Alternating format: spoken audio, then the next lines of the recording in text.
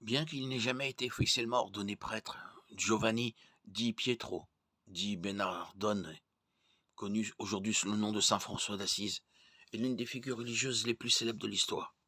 Surnommé Francesco par son père, François était un frère et prédicateur catholique qui a vécu de 1181 à 1226, près de la ville d'Assise en Italie.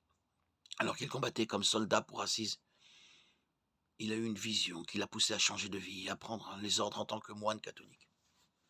Lors d'un voyage à Rome, François connut les souffrances des pauvres et a donc pris la décision de vivre dans la pauvreté. En 1224, François aurait reçu les stigmates après avoir eu une vision d'un ange. François a fondé 3 ordres religieux: les frères mineurs, l'ordre des pauvres dames, ou Clarisse, et l'ordre des frères et sœurs de la pénitence. Ceux qui suivaient la règle de saint François étaient appelés franciscains. Ceux du premier ordre, frères mineurs, faisaient vœu d'obéissance, de chasteté, de pauvreté stricte. Ils ne pouvaient pas recevoir d'argent, ne pas porter de chaussures et ne pas monter à cheval. Ils devaient également observer plusieurs jeûnes prolongés chaque année. Plusieurs ordres non catholiques basés sur la règle franciscaine existent aujourd'hui dans les églises anglicanes, épiscopales et luthériennes. François est connu aujourd'hui comme le saint patron des animaux. Les représentations de François dans l'art le montrent souvent entouré d'animaux sauvages. Et sa statue se trouve souvent dans les jardins et les parcs naturels. Il est également considéré comme le saint patron de l'action catholique, de l'écologie et de l'Italie. François est souvent loué pour son humilité et son service aux autres. Une prière bien connue, parfois appelée prière pour la paix, est souvent attribuée à saint François, bien que sa véritable origine soit beaucoup plus récente. Elle commence ainsi: Seigneur, fais de moi un instrument de ta paix. Là où il y a de la haine, que je sème l'amour.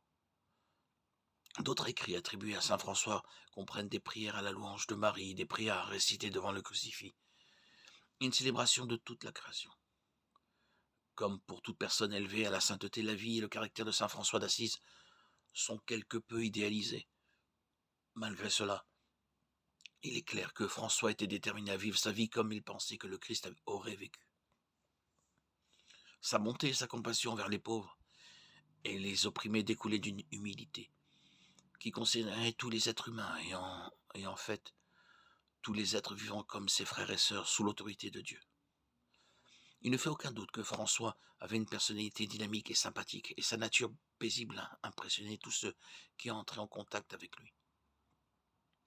François accomplissait de nombreuses bonnes œuvres, et son humilité et son aide aux pauvres et aux malades sont certainement dignes d'être imités. Cependant, François était catholique, et beaucoup de ses enseignements s'écartent de la vérité biblique.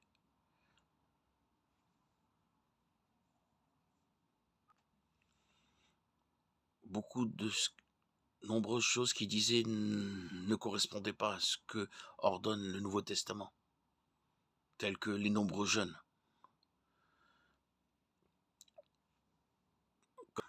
De même, les interdits à se marier, ils interdisaient dans sa doctrine de se marier et demandaient aussi de s'abstenir de certains aliments. 1 Timothée 4:3. De plus, la Bible ne cautionne pas l'élévation des hommes à la sainteté. Quiconque est en Christ est un saint. Romains 1:7. Ni même le fait de nommer des ministres enseignants ou pères. Matthieu 23:8. Parce que nous sommes tous frères. Comme pour tout système créé par l'homme, nous devrions examiner la règle franciscaine à la lumière des Écritures. Ensuite, suivre ce qui est écrit dans Romains 12:9. Haïssez le mal, attachez-vous au bien et suivez le Christ. Jean 21:22. Jésus lui dit: si je veux qu'il demeure jusqu'à ce que je vienne, que t'importe, toi, suis-moi. Que l'amour soit sans hypocrisie, ayez en horreur le mal et attachez-vous au bien.